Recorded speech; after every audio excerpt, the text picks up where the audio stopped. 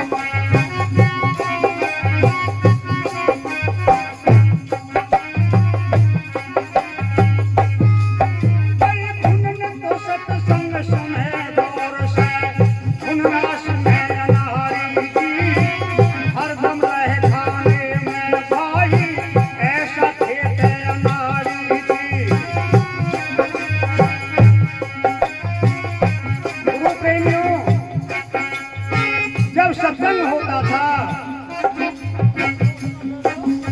मुन्नी बड़े गौर से सुनती, एक एक बोल को अपने हृदय में उतारती और घुन एक भी बोल ना सुनता। मुन्नी कहती पिया जी सत्संग सुन लिया करो, तो ललकारते हुए कहता कि मुझे सत्संग से कोई प्रेम नहीं है।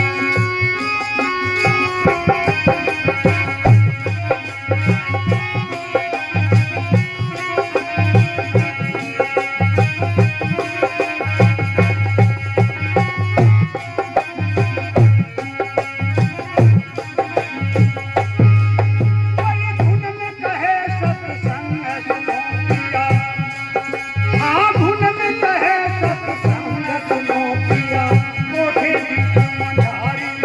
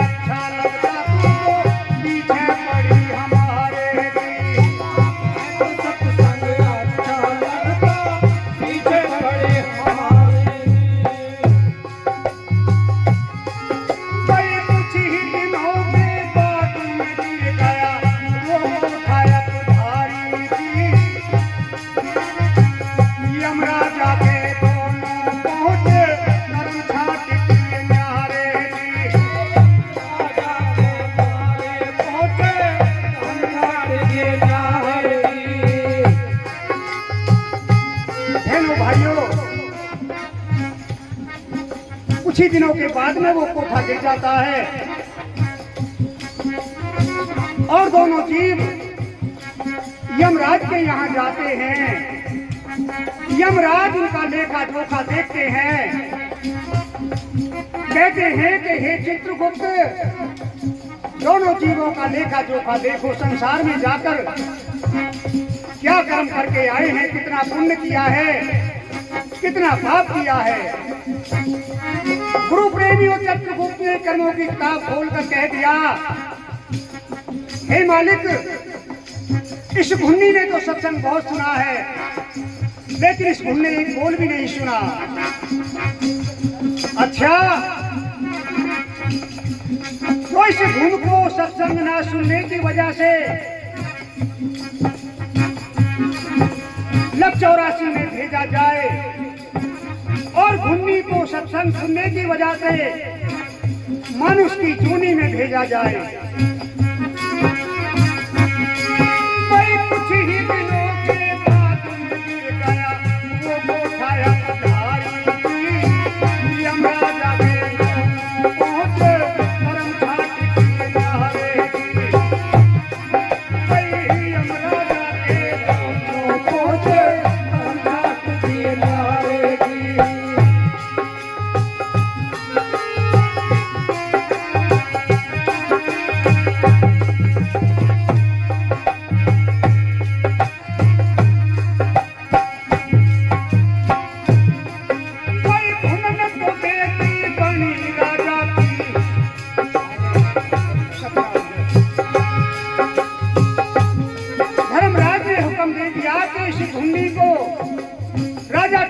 बनने का अवसर मिलना चाहिए।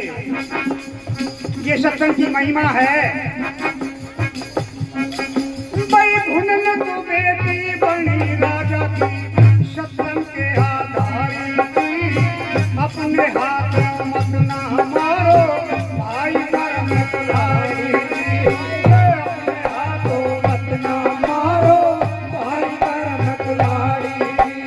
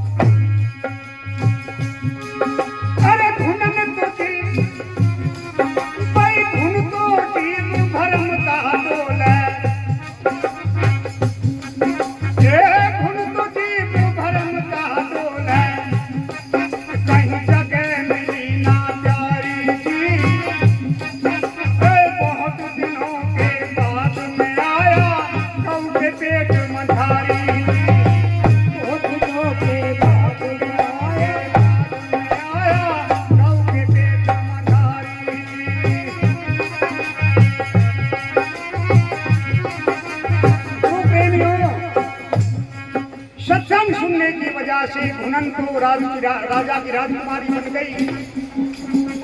बहुत दिन के बाद में उस घुन को गौ के पेट में बैल बनने का अवसर मिला।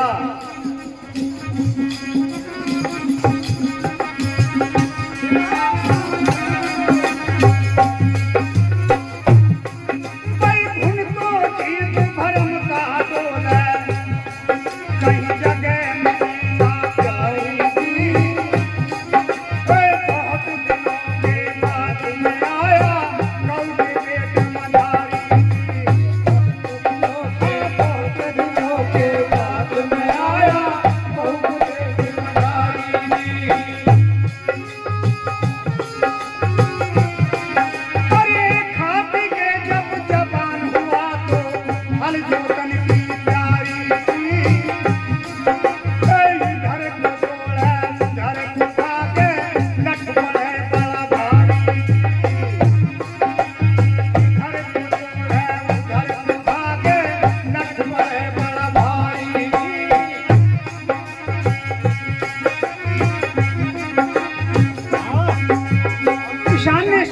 के अब तो ये बैल चलने योग्य हो गया, अब इसे हल में चलाना चाहिए। गुरु प्रेमियों, उस बैल को हल में जोतने के लिए खेत में को ले गया। चलने की बात तो बहुत दूर है, वो जुड़ के भी नहीं दिया, क्योंकि पीछे से हराम था ना, इसलिए जब जुड़ के नहीं गया तो बहुत मार लगी। उधर से वो जो घुनन थी राजा की राजकुमारी, उसकी डोली सज के आ गई ससुराल जाने के लिए, और उसने पहचान लिया।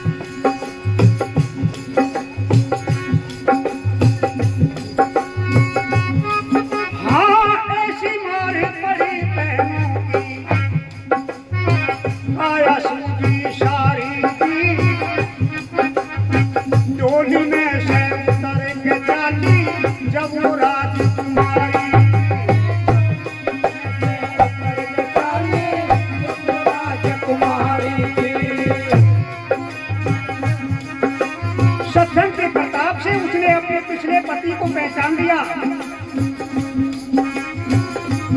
ईशान जब उसके पहने बजा रहा था तो सोचने लगी कि ये तो बैल वही है, मेरा पिछला पति जो घूम था, सत्संग ना सुनने की वजह से ये बैल बन गया और बैल बनकर भी नहीं चल रहा है। गुरु प्रेमी डोली को रुकवा लिया और किसान के पास आ गई।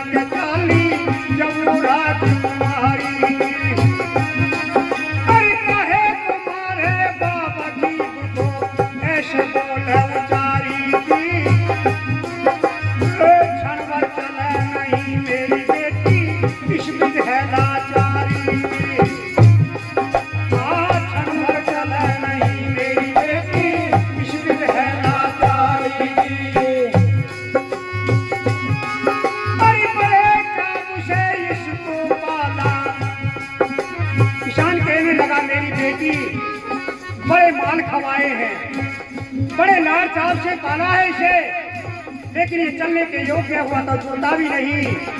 क्या करूं, मेरी मजबूरी है।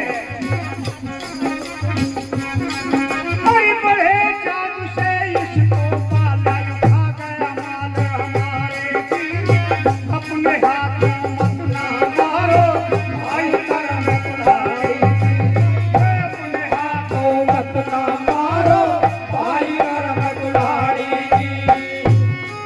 पर मोक्ष गति का साधन कर लो, बात मान लो मारी जी,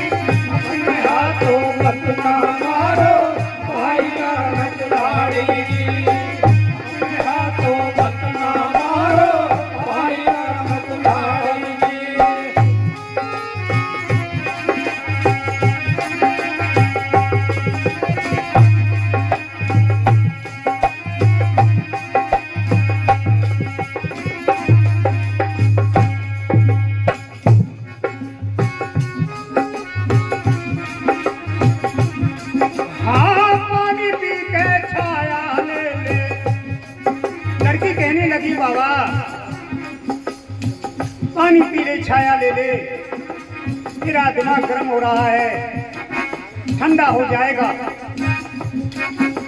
लड़की की बात मानकर किसान छाया में बैठ गया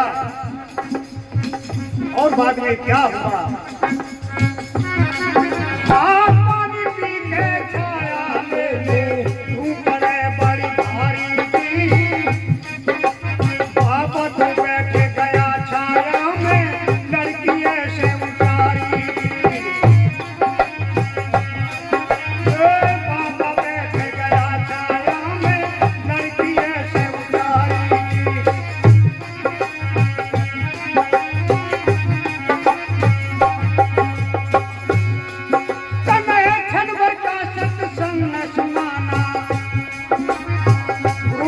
लड़की कहने लगी, रे मूर्ख, नादान, बेईमान,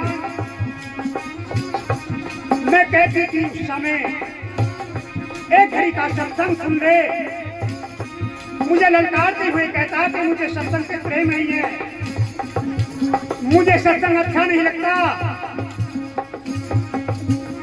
देखा सत्संग की घृणा करने से क्या नतीजा मिलता है। सत्संग सुनने की वजह से मैं राजा की राजकुमारी बन गई, एक मानस योनि में आ गई, और सत्संग सुनने की वजह से 84 में गया और तू बैल बन गया। कम से कम बैल बन के इतना तो कर ले जितना तू खाता है, ज्यादा पाप अपने सिर पे न धर। पिछले कर्म तो अब तक काट रहा है, आगे के लिए तुझे आगे काटने पड़ेंगे।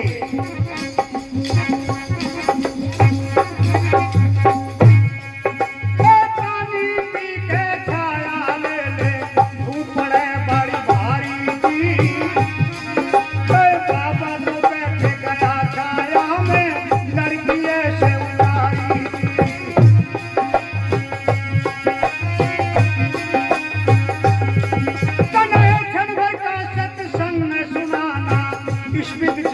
भारी की, अरे जितना खावे इतना कर ले, क्यों करता है अखबारी। हाँ, जितना खावे इतना कर ले, क्यों करता है अखबारी।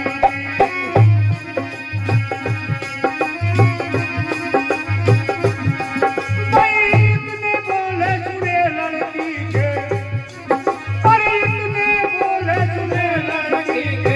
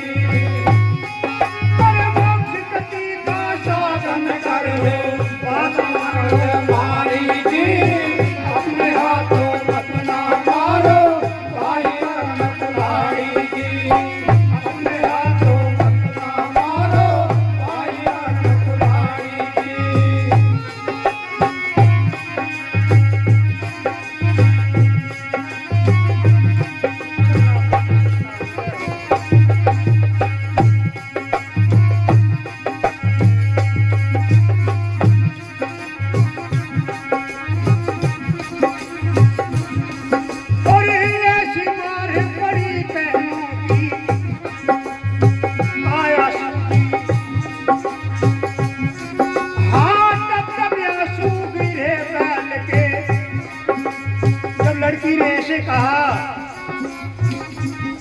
बैल रोने लगा, लड़की की गोद में सर रख दिया, बहुत रोया। लेकिन गुरु प्रेमियों, जब समय निकल जाता है तो रोने से कुछ नहीं होता।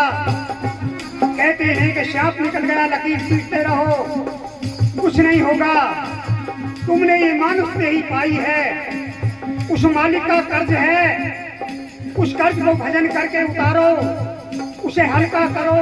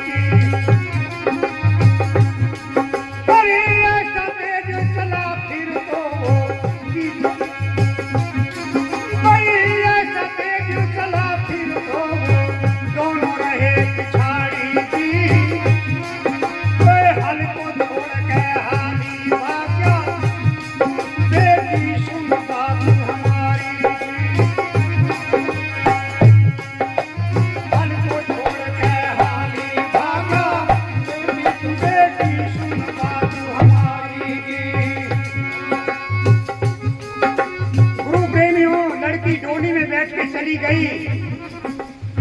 किसान ने बैल को हल में जोड़ा तो बड़े आराम से जुड़ गया। चलाया तो इतनी तेज चला कि वो दूसरा बैल और किसान दोनों पीछे रह गए। किसान कहने लगा, इस लड़की ने इसमें क्या जादू कर दिया, ये तो पूछना चाहिए। सुबह 4 बजे से परेशान हो गया, जुड़ के नहीं दिया, लेकिन इस लड़की ने जरूर इसमें कोई जादू किया है। हल को रोक दिया और हल की लड़की के पीछे भागने लगा।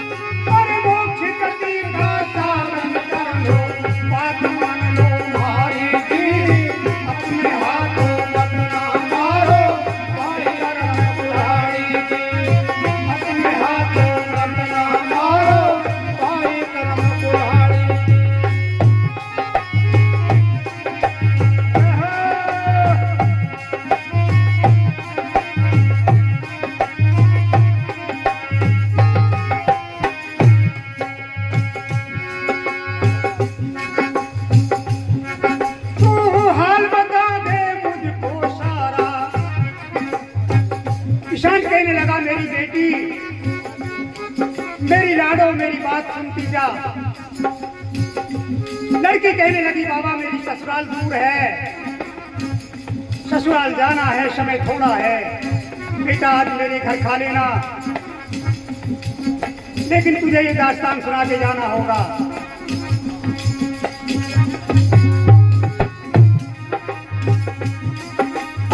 हाल बता दे मुझको सारा, जब जइयो लाडो प्यारी की। लड़की ने अपनी डोली को फिर रुकवाया और कहने लगी कि बाबा बैठ जा और सुन ले।